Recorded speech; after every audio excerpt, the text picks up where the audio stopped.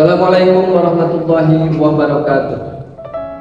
A'udzu billahi minasy syaithanir rajim. Bismillahirrahmanirrahim. Innal hamdalillah wa syukru ala ni'amillah. Asyhadu an la ilaha illallah wahdahu la syarikalah wa asyhadu anna Muhammadan abduhu wa rasuluh. Wassalatu wassalamu ala sayyidina Muhammad ibn Abdillah wa ala alihi wa ashabihi wa man tabi'ahu amma ba'd. Faqad qala Allah Ta'ala fi kitabihil karim wa huwa asdaqul qailin. A'udzu billahi minasy syaithanir rajim. Bismillahirrahmanirrahim. Subhanalladzi asra bi 'abdihi lailan minal masjidil haram ilal masjidil aqsa alladzi barakna haulahu linuriyahu min ayatina innahu was samiul basir. Al-ayah ma'nahu wallahu a'lam bihaqqiqatil murad.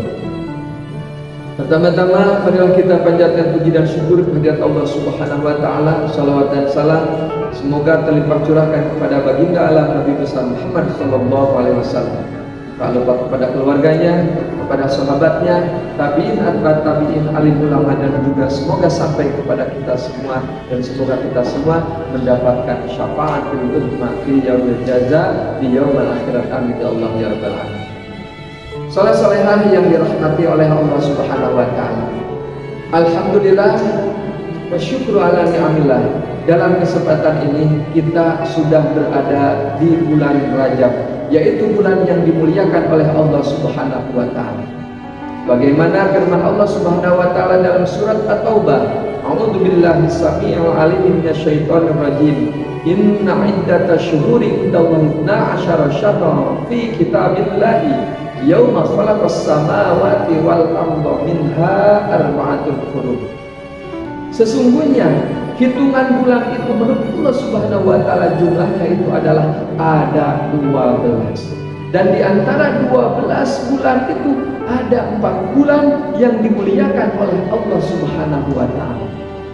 Yang mana 4 bulan itu?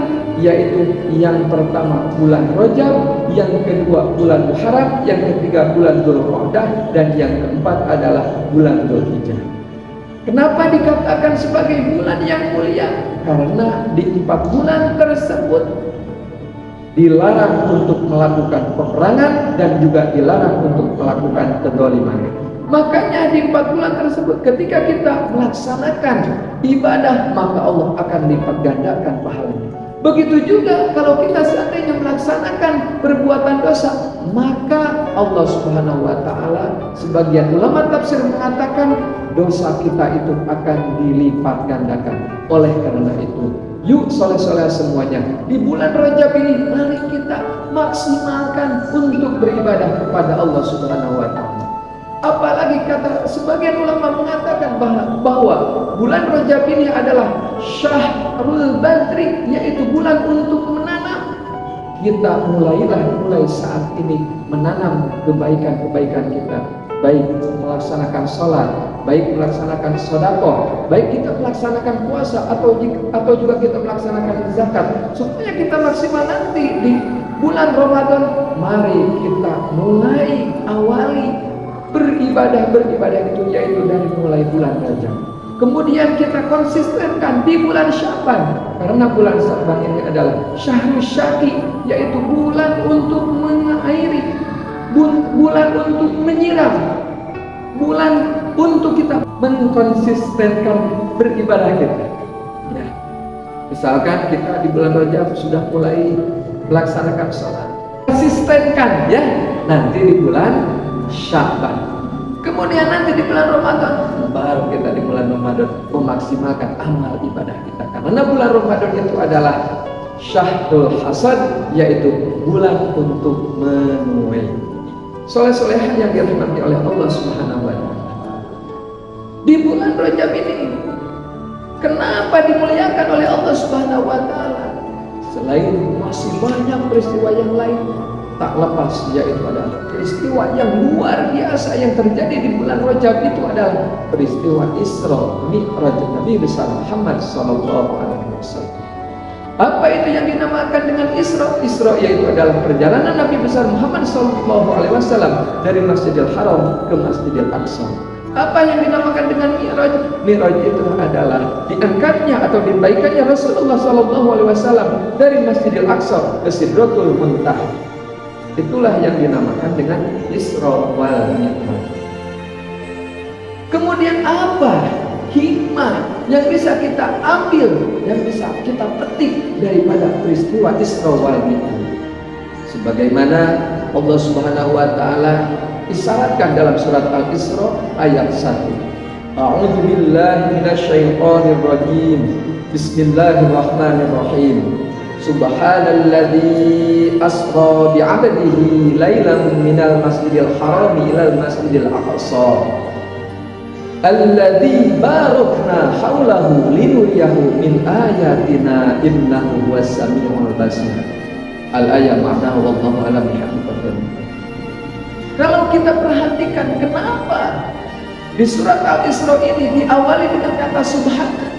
Sebagian ulama tafsir mengatakan yang pertama yaitu adalah litanji. Litanji itu apa? Untuk mensucikan, untuk membersihkan daripada prasangka-prasangka orang kafir maupun orang Islam pada waktu itu, bahwa Isra Mi'raj ini adalah benar-benar terjadi. Jadi bukan bohong, itu litanji. Makanya artinya juga subhanallah. Kemudian yang kedua apa? Lita'ajub. Menunjukkan bahwa setelah kata subhana itu adalah menunjukkan kisah yang luar biasa. Bahwa Isra Mi'raj itu adalah merupakan kisah yang luar biasa. Terus apa hikmahnya bagi kita? Nah, ketika kita melihat hal-hal yang baik, melihat hal-hal yang luar biasa, kita pergi ke pantai, melihat keindahan pantai, kita katakan subhanallah. Ketika kita pergi ke gunung, melihat keindahan gunung, apa yang diucapkan oleh kita? Kita ucapkan subhanallah. Soleh-solehah yang dirahmati oleh Allah Subhanahu wa ta'ala. Itu adalah dari asli yang memperjalankan. Yang diberjalankan itu siapa? Yang diberjalankan Nabi Muhammad, kemudian yang memperjalankannya itu adalah Allah Subhanahu wa ta'ala. Di sini menunjukkan jangankan kita, sekalipun Rasulullah SAW yang menggerakkan itu, yang mengusikan itu adalah Allah Subhanahu wa ta'ala. Jadi peristiwa Isra Mi'raj itu kenapa bisa cepat? Itu adalah kehendak Allah Subhanahu wa ta'ala. Idza arada syai'an ayyaqula lahu kun fayakun. Maka bagi Allah Subhanahu wa taala itu tidak ada yang mustahil sekalipun jauh. Kalau kita lihat di Google ya, jarak antara Masjidil Haram ke Masjidil Aqsa itu kurang lebih daripada 1.500. Apalagi jarak antara Masjidil Aqsa ke Sidratul Muntaha, wallahu a'lam bishawab. Tetapi oleh Rasulullah SAW bisa ditempuh dengan sebagian malam. Nah, ini tidak mustahil bagi Allah Subhanahu wa ta'ala. Maka oleh karena itu hikmahnya buat kita apa? Buat kita, maka firman Allah Subhanahu wa ta'ala, la haula wala quwwata illa billahil aliyyil. Tidak ada daya dan tidak ada upaya ada kecuali atas pertolongan Allah Subhanahu wa ta'ala. Jadi jangankan kita, sekalipun Rasulullah itu adalah atas pertolongan Allah Subhanahu wa ta'ala. Sekali lagi hikmahnya bagi kita jangan sombong, kita jangan ta'ajub, kita jangan ujub, karena yang menggerakkan kita untuk beribadah, yang memintakan kita, yang memberikan kegantengan, kecantikan itu adalah Allah Subhanahu wa ta'ala. Kita lanjutkan ayat berikutnya. Subhanalladzi asra bi'abdihi.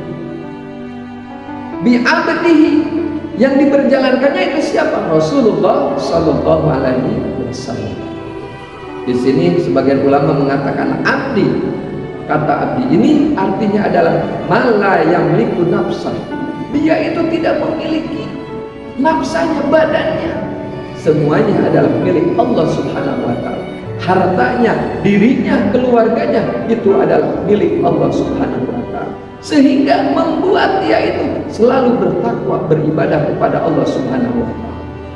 Makanya di situ menggunakan kata bi'abdihi, bukan menggunakan kata bi rasulihi, bukan menggunakan kata binabiyihi. Ini adalah menggunakan kata bi'abdihi, karena Rasulullah sallallahu alaihi wasallam itu tidak berbuat, tidak berkata kecuali adalah wahyu dari Allah Subhanahu wa Ta'ala. Kita lanjutkan. Subhanalladzi asra bi'abdihi lailan, sebagian malam, minal masjidil harami ilal masjidil aqsa. Jadi perjalanan Rasulullah sallallahu alaihi wasallam itu dilaksanakan di waktu malam dari Masjidil Haram ke Masjidil Aqsa. Kalau kita ambil hikmah perjalanan Rasulullah sallallahu alaihi wasallam ini, Masjidil Haram adalah suatu bangunan atau juga masjid yang mulia, yang suci. Dari situ Rasulullah menuju Masjidil Aqsa, sama ini juga bangunan atau juga masjid yang suci.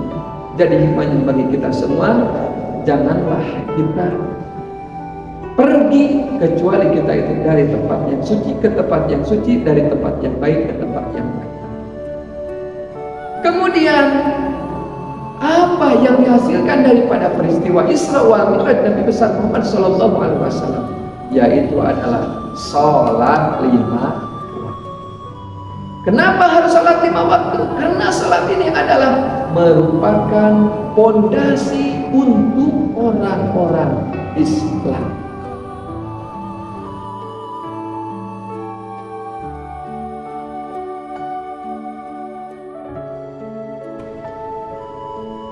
Kenapa Allah Subhanahu wa Ta'ala memanggil Nabi besar Muhammad sallallahu alaihi wasallam ini melalui peristiwa Isra wal Mi'raj ini hanya untuk menurunkan salat, hanya untuk memerintahkan salat. Tiada lain adalah salat ini adalah as-salatu ibaduddin, salat ini adalah tiang agama. Sebagian ulama mengatakan adalah as-salatu mir'atu aksaril ibadah, salat ini adalah cerminan daripada ibadah-ibadah yang lain.